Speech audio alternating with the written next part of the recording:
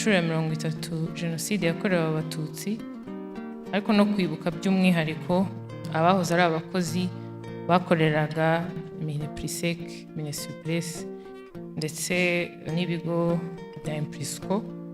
Ndagira ngo nihanganishe imiryango yabo twibuka none, ngira nti nimukomere kandi mwihangane. Bijya gupfa byahereye mu burezi. Nyuma y'umwaduko w'abazungu na politiki yabo yambatanye mbategeke, yatwinjije mu butegetsi bubi bwaranze Repubulika ya mbere n'iya kabiri.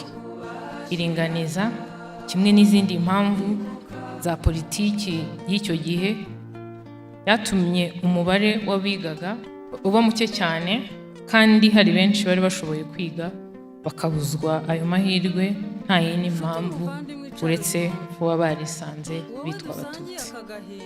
Kuri ubu leta y'u Rwanda ikora ibishoboka byose kugira ngo umwana w'umunyarwanda aho ari hose yige kandi abone ubumenyi bwa ngombwa buzamufasha mu gukemura ibibazo binyuranye dufite, kandi tugomba gushakira ibisubizo. Dukomeze kwibuka, twiyubaka.